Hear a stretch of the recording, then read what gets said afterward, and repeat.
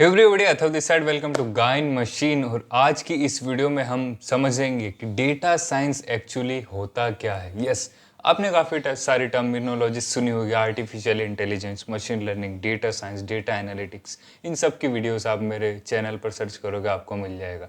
आज बारी है डेटा साइंस की कि डेटा साइंस होता क्या है।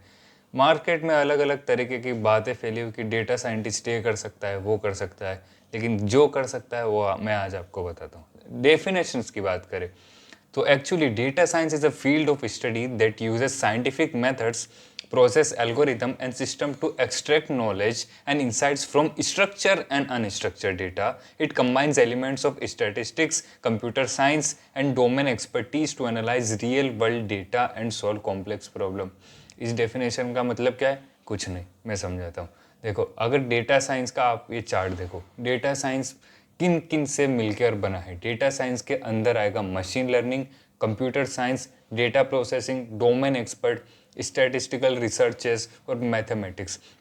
अगर मैं आपको सिंपल सा एग्जांपल दूं कि अमेज़ोन या फिर आपके खुद के घर की किराने की दुकान है, ठीक है। सो आपके पास क्या है, आपके पास पहले से ही डेटा प्रेजेंट है कि इतने कस्टमर आ रहे हैं, इतने लोग ये खरीद रहे हैं, इन इन महीनों पर आ रहे हैं। और जैसे कि मंथ का स्टार्टिंग होता है, ठीक है, मंथ के स्टार्टिंग में क्या होता है, सबकी सैलरीज आती है तो सब किराना भरवाते हैं। तो मंथ की स्टार्टिंग में हमको इतना स्टॉक हमारे पास अवेलेबल है, इसकी रिक्वायरमेंट है।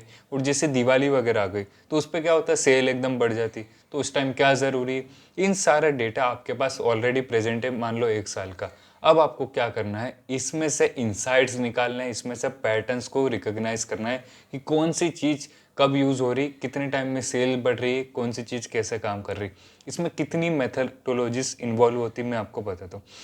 सबसे पहले data collection, gathering data from various sources, database, web scrapping, APIs. देखो, ये तो मैंने सिंपल सा एग्जांपल दिया था शॉप का। अब डेटा साइंटिस्ट क्या करता है, अलग अलग रियल वर्ल्ड प्रॉब्लम को सॉल्व करता है। इसमें आपको क्या करना पड़ता है, वेब स्क्रैपिंग भी करनी पड़ती है, डेटाबेसेस से आपको डेटा लेना पड़ता है। अभी मैंने शॉप का एग्जांपल दिया, ठीक है। अब आप अमेजोन जैसी कंपनी में काम करोगे तो आपके पास डेटा तो वैसे फॉर्मेट में नहीं रहेगा, वो डेटाबेस में स्टोर रहेगा। तो वहाँ से आपको डेटा को लाना।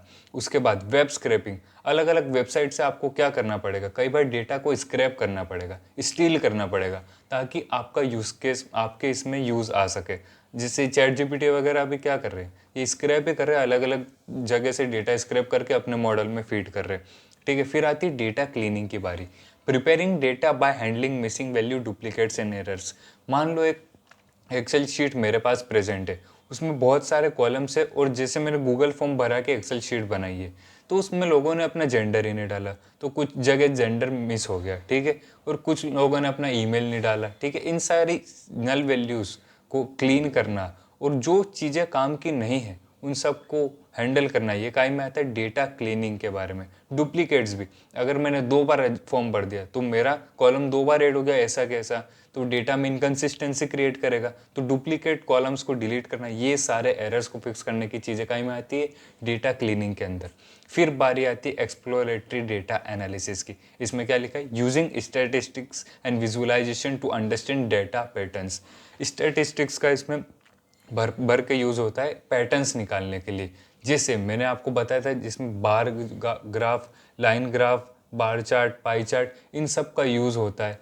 एक आपको अंडरस्टैंडिंग होती डेटा में एक्चुअली है किस बारे में। अगर मेरे पास डेटा प्रेजेंट है शॉप का, तो मैंने एक बार ग्राफ बना दिया मेल और फीमेल का, तो मुझे पता चल गया कि जो 1000 लोगों का डेटा था उसमें से 500 लोग मेल है, 200 फीमेल और 300 जो भी हो सकते हैं, ठीक है। उस तरीके से मॉडलिंग एंड एल्गोरिदम की बारी आती है। ईडीए का बता रहे थे, तो ईडीए में इस तरीके से ट्रेंड्स होते हैं हमारे पास।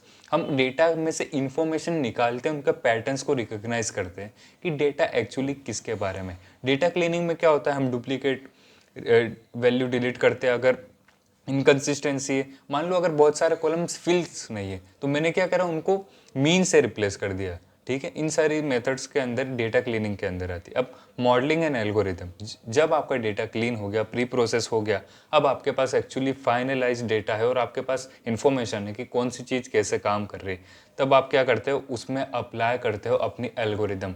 ये पार्ट आता है मशीन लर्निंग एल्गोरिदम्स। यस, आप मशीन लर्निंग के एल्गोरिदम्स को डेटा में क्या करते हो, फीड करते हो डेटा को एमएल के एल्गोरिदम्स में, ताकि वो फ्यूचर के ट्रेंड्स में प्रिडिक्शंस आपको दे सके इंसाइट्स निकाल सके। जैसे अगले साल आपके पास मान लो दिवाली पे क्या है, तो आपके पास इन्फॉर्मेशन थी कि पिछले साल एग्जांपल दो भाई कि 150 सोन पापड़ी के डिब्बे बिके थे, उसके पिछले साल इतने बिके थे, तो आपके पास ML एल्गोरिदम प्रिडिक्शन करके दे देगा कि इस साल मान लो आपके कस्टमर इतने बड़े, तो इस बार आपको 250 पैकेट रखने पड़ेंगे। ये एक सिंपल सा एग्जांपल दिया मैंने। फिर आती है एवेल्यूशन की बारी। Measuring model performance using matrix, accuracy, precision, recall. ये टर्म्स बहुत भारी लग रहे होंगे।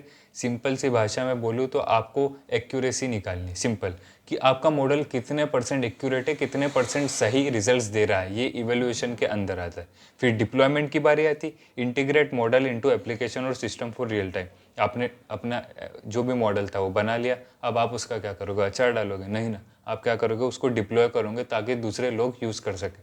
तो वो आता है डिप्लॉयमेंट के अंदर। Communication, presenting insights clearly through reports, dashboard और स्टोरी टेलिंग। ये एक इंपॉर्टेंट एस्पेक्ट्स होता है डेटा साइंस के अंदर कि आपको प्रेजेंटेशंस वगैरह क्लियरली रिपोर्ट्स, डैशबोर्ड्स को बताना पड़ेगा, क्योंकि आपके स्टेक होल्डर को कोई नॉलेज नहीं है उसके बारे में, ये आपको मानना पड़ेगा।